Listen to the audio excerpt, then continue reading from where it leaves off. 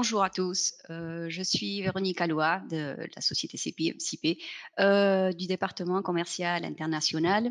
Aujourd'hui, on va vous présenter un petit résumé des nouveautés dans CIPECAD de la version 2022.A, la première mise à jour. Alors, je vous fais un bref résumé, comme je vous ai dit, et par la suite, je passerai la parole à mon collègue Hernan, qui est avec moi. Bonjour Hernan. Bonjour Véronique. Bonjour. Eh bien, voilà. Aujourd'hui, nous allons parler de l'importation automatique des poutres dans un projet BIM, la dimension des poutres incorporées et du couronnement du mur, du dimensionnement plus rapide des portiques et les câbles de précontrainte dans toute direction. Ça, ce sont les petites nouveautés dans la première mise à jour. Et prochainement, pour la semaine prochaine à peu près, nous aurons la mise à jour B. Et dans cette mise à jour, on aura un nouveau lien direct qui va vers CIPECAD depuis CIP Architecture. Et bien voilà, je vous passe la parole maintenant à mon collègue Hernan et c'est lui qui va faire la présentation. Merci Hernan. Merci Véronique. Bon, je vais commencer à montrer mon écran. J'espère que tout le monde voit déjà mon écran, c'est ça? Oui, tout à fait. Bien, très bien. Donc, nous allons commencer par la présentation des nouveautés plus intéressantes, qui c'est la lecture des poutres dans CIPECAD quand il s'agit d'une création du projet depuis un modéleur, un BIM modéleur, notre logiciel qui va nous permettre d'appliquer toute la philosophie BIM à notre projet. Donc, ici, par exemple, pour montrer les nouveautés, j'ai choisi parmi nos logiciels, le logiciel SAP Architecture. Nous avons ici un tout petit projet simple dans lequel nous voyons, par exemple, que l'architecte a défini, par exemple, ses accessoires, a défini aussi, par exemple, les ouvertures, aussi les façades, et aussi il a proposé des éléments structurels comme poteaux, poutres et planchers. Donc, il y a déjà pas mal de matériel pour la prise en main de ces logiciels. Vous savez que dans les pages web qui correspondent à BIM Server Center, vous allez trouver là différents webinaires et documents pour commencer à travailler avec ce logiciel, il s'agit d'un logiciel vraiment intéressant. Donc, une fois que l'architecte a défini toute cette information dans son modéleur, dans cette fois-ci SIP Architecture, il va exporter toute cette information vers BIM Server Center. Et les spécialistes en calcul des structures vont commencer à travailler avec CIPECAD. Donc, moi, comme spécialiste dans la partie structure, je vais créer un projet. Je vais accepter. Je vais choisir cette fois-ci l'importation du modèle BIM. Et je vais sélectionner les projets où il se trouve toute l'information exportée par l'architecte ou le BIM manager. Donc, j'accepte une nouvelle fois. Et différents menus, ils vont apparaître pour gérer l'importation de toute l'information que le logiciel CPCAD a trouvé dans les projets de BIM Server Center. Toute cette information, c'est intéressant dans ce cas pour CPCAD et pour la définition des conditions de la structure. Donc, nous avons les niveaux. Nous allons avoir aussi les caractéristiques des différents poteaux. Les poutres, voilà la grande nouveauté parce que jusqu'au moment nous avions seulement la lecture des poteaux et des contours des planchers. Et cette fois-ci, on a aussi la possibilité de obtenir toute l'information des poutres aussi. Après les contours planchers et les parois verticales. Donc, je vais terminer.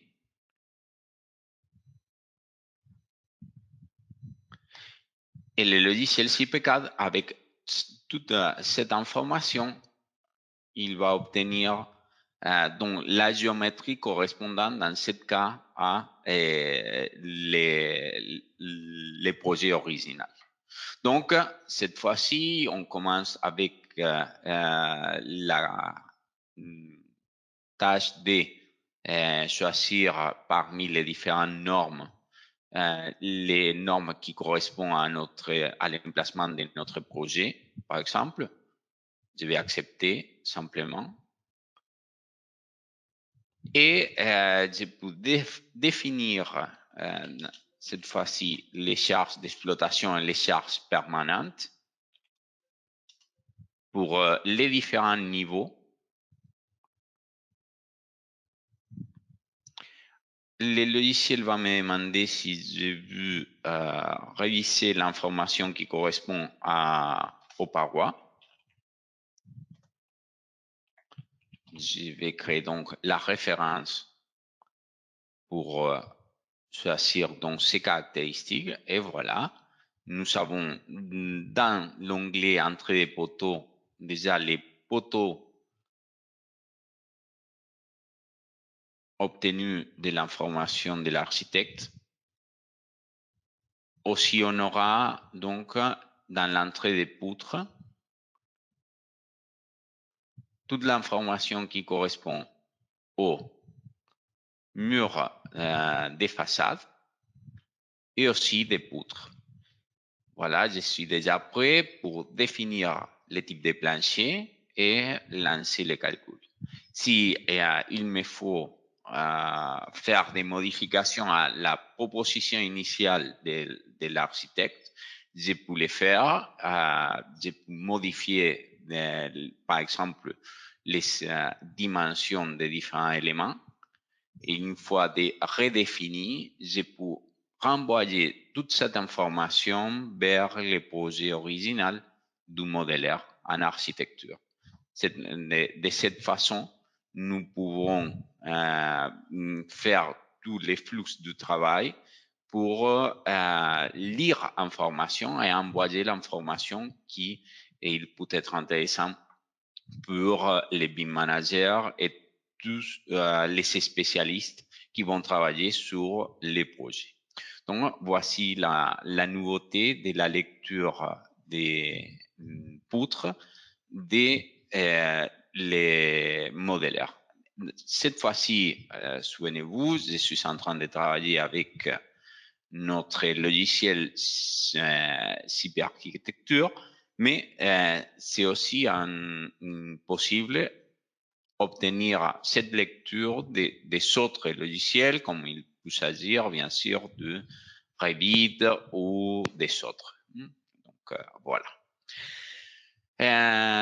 Bon, pour me guider pour les différentes nouveautés, et ne laissez pas des nouveautés sans remarquer ou sans mentionner. Je vais essayer de me guider par la page web.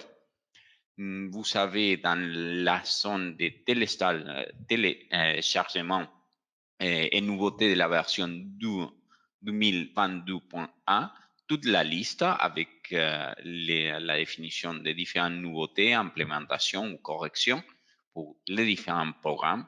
Nous avons donc, par exemple, l'implémentation des normes. Il peut être intéressant surtout pour ceux de nos utilisateurs qui travaillent à l'international aussi. Donc, nous avons dans la zone d'utilisation, on va voir les structures, la norme des Américains des structures d'acier laminé, avec sa version 16. Nous avons aussi l'action sur les structures des vents pour Guatemala, c'est l'actualisation 2020 aussi, norme de sécurité structurelle 18. Et nous avons aussi l'implémentation des normes pour l'action sismique, la norme de sécurité structurelle 18, actualisation 2020 pour Guatemala, et aussi la norme technique complémentaire 20 pour Ciudad de México. Donc, ces normes, on peut les trouver parmi les différentes normes des matériels, par exemple, dans le cas de l'acier. Et nous avions jusqu'au moment la version 10 pour cette nouvelle version 22A. Nous aurons aussi la dernière version de la norme, que c'est la 16. Nous avions aussi dans la version passée la actualisation aussi de l'action du matériel d'acier formé à froid et laminé.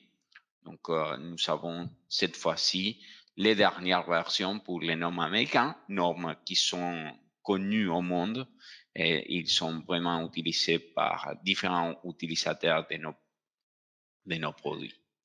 Donc, les normes d'action, comme vous savez, il y a donc différents pays.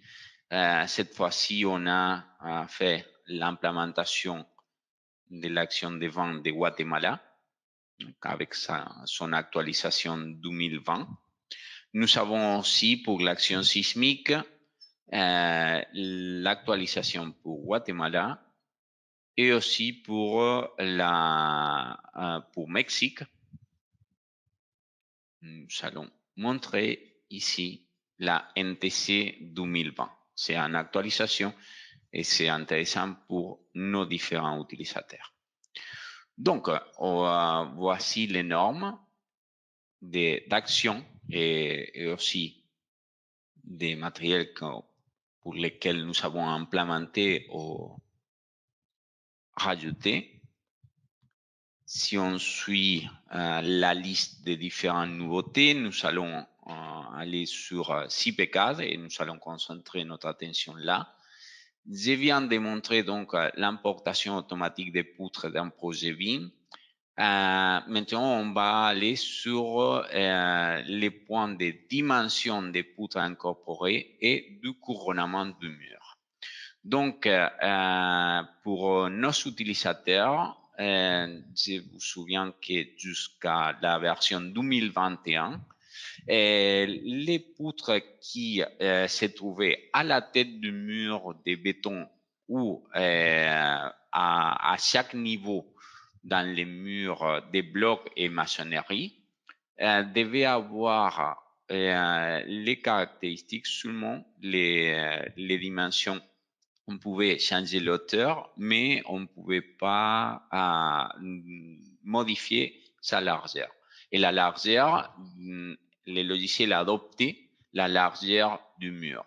Par exemple, si j'avais donc, comme dans ce cas, un mur de 20 cm d'épaisseur, la poutre pouvait avoir dans ce cas une hauteur de 40, 50, etc. Mais la largeur est restée la largeur du mur. C'est une caractéristique qu'on a changée dans cette dernière version et je vais vous montrer les menus avec lesquels vous pouvez changer cette caractéristique des poutres des murs. Donc,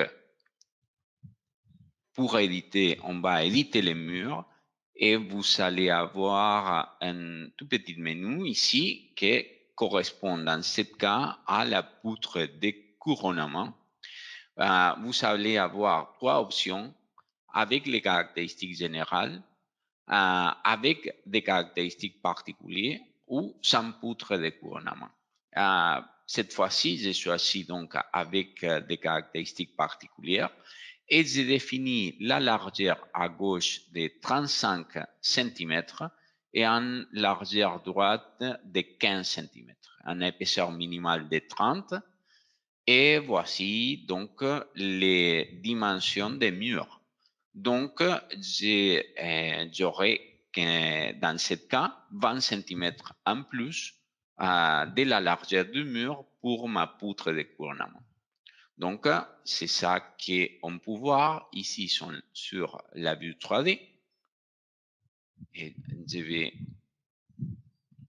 montrer ici, comme vous pouvez observer.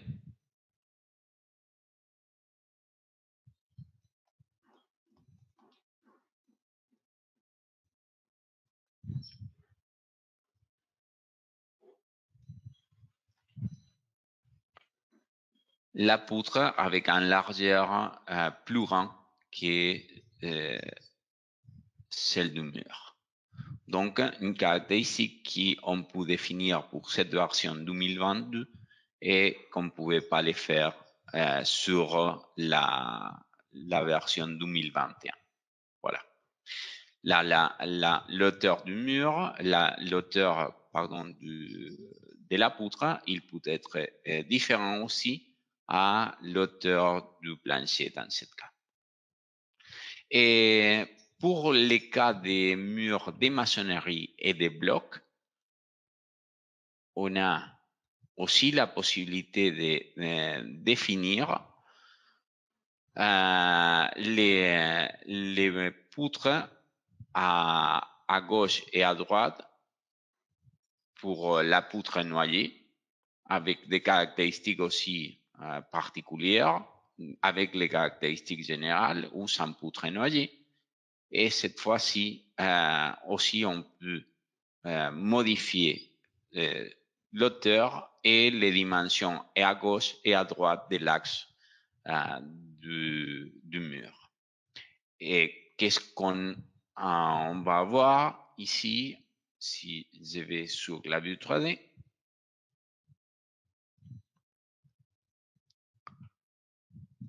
Je vais utiliser une nouvelle fois cet intéressant outil de visualisation. Et comme vous pouvez voir, pour cette mur de maçonnerie, nous allons,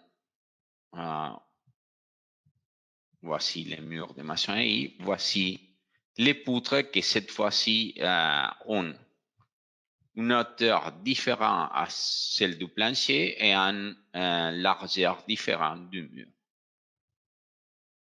De façon qu'on a plus de liberté maintenant pour la obtention des dimensions des poutres. Je crois que c'est une intéressante nouveauté pour nos utilisateurs. D'accord, voici donc la nouveauté des murs.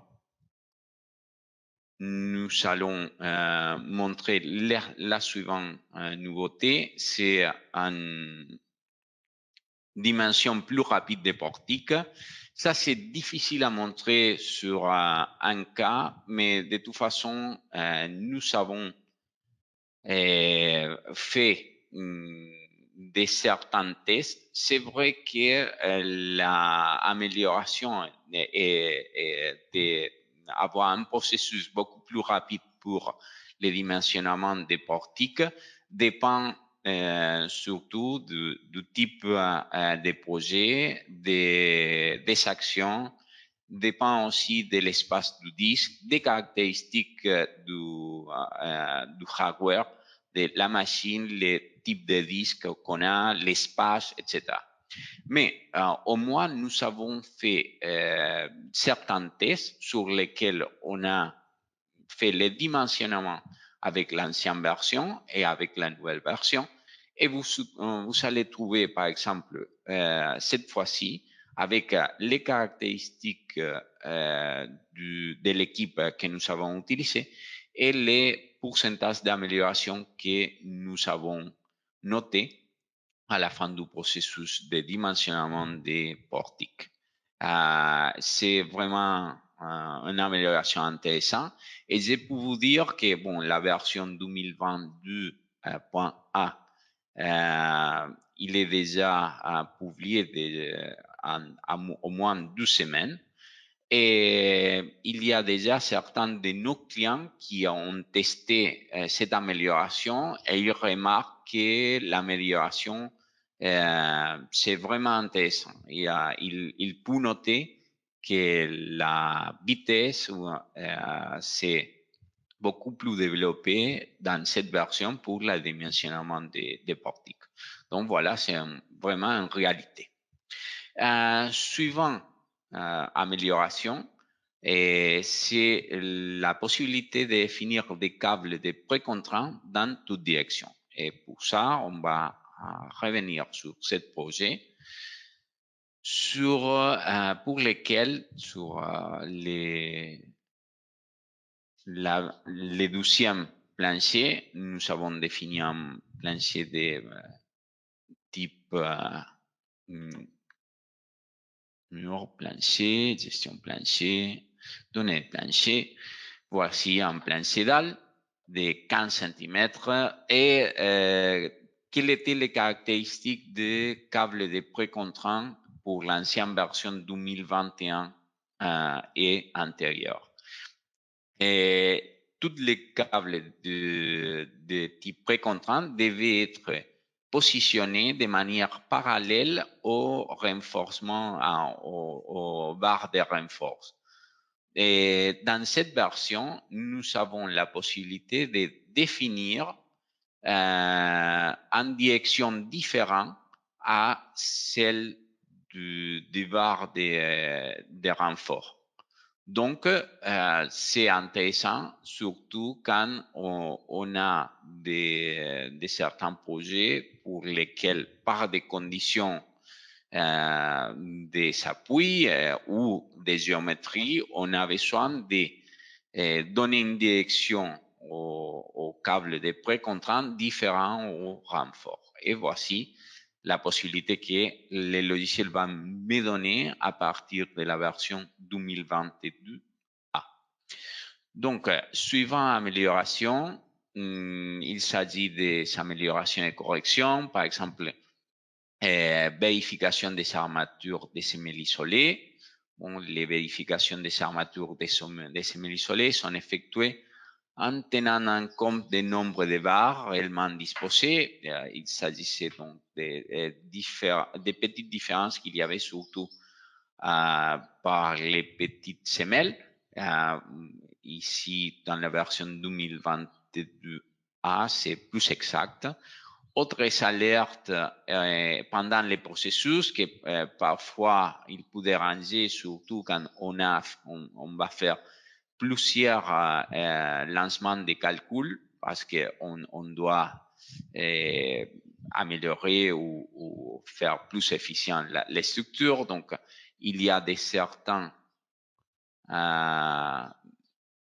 avertissements comme celle-là, qu'une fois qu'on a lu et on sait qu'on peut passer de ça, il revenait constamment à chaque fois qu'on lançait les calculs. Maintenant, on a la possibilité de ne plus montrer ces messages de manière qu'à la prochaine fois, nous n'aurons pas cet stop pour lire les messages. Ça, c'est une chose intéressante, surtout pour les processus de lancer plusieurs fois les calculs. Bon, les boutons couleurs pour la représentation d'isovaleurs ont changé aussi. On a amélioré dans ce cas la représentation d'isovaleurs avec différentes palettes de couleurs. On a donc différents types de couleurs utilisées. On peut aussi définir différents nombres de couleurs. Et c'est la possibilité donc cette fois-ci d'améliorer surtout la visualisation et l'expérience de l'utilisateur au moment de contrôler les résultats, par exemple. D'accord? Très bien. On va aller sur les suivants. Bon, les fichiers GLTF qui sont exportés SIP4, ils sont allégés. C'est surtout pour ceux qui vont travailler avec BIM Server Center et des processus BIM. Des boutons ont été ajoutés pour accéder à certains éléments. Dans ce cas, par exemple, pour aller à la liste des poutres des redressements et des liaisons, nous avons ajouté ici un accès direct vers les tables de poutres de redressement et tables de poutres de liaison. Ça, c'est intéressant surtout parce que sinon, on devait aller chercher et faire pas mal de clics jusqu'à arriver à l'information que nous voulions avoir. Par exemple, ici, c'était les tables pour lesquelles on aura un accès direct à partir de la version 2022A. Qu'est-ce qu'on a en plus? On a aussi donc dans les options des références visibles, on aura aussi la possibilité de voir les caractéristiques pour les contraintes. Ici, on a dans le groupe référents visibles, on a donc cette fois-ci la possibilité de voir sur fondation l'interaction terrain et structure qui va nous montrer la valeur du dernier calcul et qui va améliorer l'expérience, surtout quand on doit faire les processus plusieurs fois dans ces processus itératifs qui correspondent à l'application de l'interaction sur les structures. Donc, des autres petites choses, par exemple, la suppression des messages qui parfois c'était avertissement, mais que les utilisateurs trouvaient un peu dérangeant au moment de lancer les calculs, etc. Donc, voici la fin de la présentation des nouveautés. Comme il a dit mon collègue Véronique, nous allons avoir pas mal d'améliorations dans la suivante mise à jour et dans les suivants après l'été, bien sûr. Donc, c'est pas mal comme départ et nous espérons que toutes ces améliorations soient à votre bénéfice aussi comme utilisateur. Donc, Véronique, je ne sais pas si tu veux rajouter quelque chose. Merci Hernan de ta présentation. Non, je ne veux plus rajouter. Donc, j'ai mis, si vous avez des questions, mon mail sur le chat.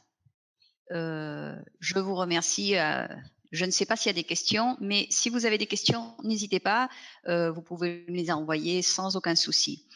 Eh bien, on vous dit merci à tous pour votre assistance et à très bientôt. Merci Hernan pour tout.